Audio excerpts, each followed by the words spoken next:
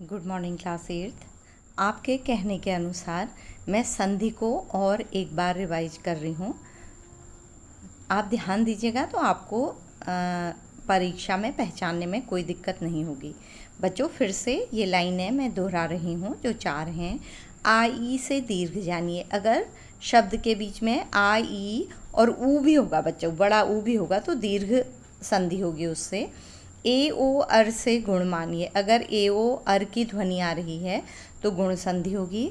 ऐ औ से वृद्धि संधि होगी।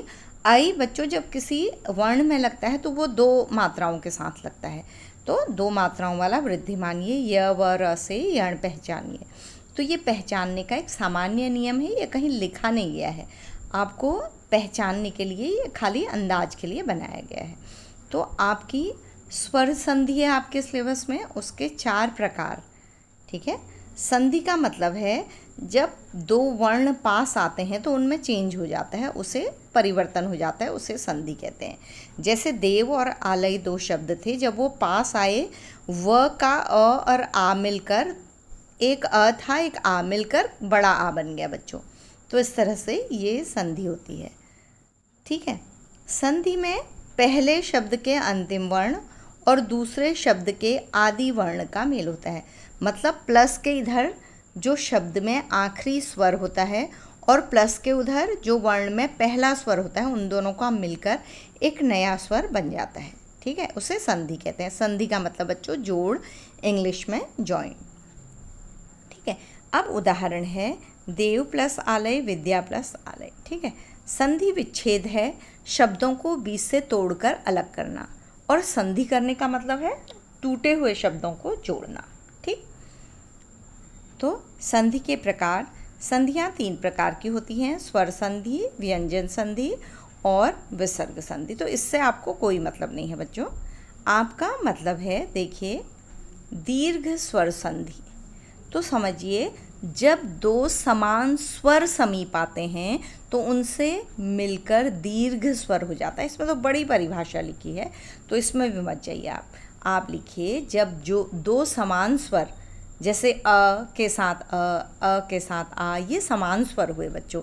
अ और आ समान ग्रुप के स्वर हैं, ई और ई समान ग्रुप के स्वर हैं। तो दीर्घ संधि में होता क्या है, अ से अ मिलता है, ई से ई, इसमें छोटा बड़ा दोनों आ जाएंगे तो मिलकर दीर्घ स्वर बन जाता है। मतलब बड़ी ई, बड़ा आ, बड़ा ऊ बन जाता है। ठीक है, तो ये दीर्घ स्वर संधि होती है। अब देखिए उदाहरण है हिम और आलय। अब इसमें ध्यान से देखिए, शब्द में शब्द आपके सामने है, म के आखिरी में अ है और इसके शब्द के पहले में आ है, तो मिलकर क्या बन गया, एक आ रहा, एक अ गायब हो गया। तो ये ही संधि होना है। विद्या प्लस अर्थी, आ और अ, विद्यार्थी। शची प्लस इंद्र, एक बड़ी ई एक छोटी, मिलकर क्या बन गया, बड़ी ई। अब देखिए सती प्लस ईश, दोनों बड़ी ई मिलकर बन गया बड़ी ई। मुनि प्लस इंद्र, मुनीन्द्र। ठीक है, ये मुनि में छोटी ई की मात्रा होनी चाहिए यहाँ पर। ठीक, तो मुनीन्द्र। अनु प्लस उदित, अनुदीत। देखिए छोटा ऊ और छोटा ऊ मिलकर क्या बन गया, बड़ा ऊ। ठीक, तो इस तरह से बच्चों ये संधि हो गई। गुण स्वर संधि में क्या होता है, अ या आ के पश्चात, एक मिनट, अ या आ के पश्चात बच्चों जब गुण स्वर संधि में ई और ऊ आते हैं तो उनकी जगह पर क्या हो जाता है, ए और ओ हो जाता है। ठीक है, क्लियर। तो इस तरह से बच्चों, एक मिनट में इसकी सेटिंग ठीक कर लूँ।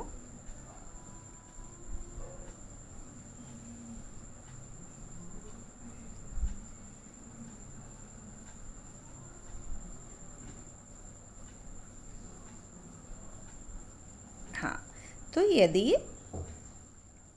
एक मिनट बेटा, एक मिनट में इसको बंद कर रही हूँ। इस वीडियो को इतना ही छोटा मैं भेज दूँगी, फिर मैं दूसरे हिस्सों के लिए दूसरा वीडियो बना देती हूँ।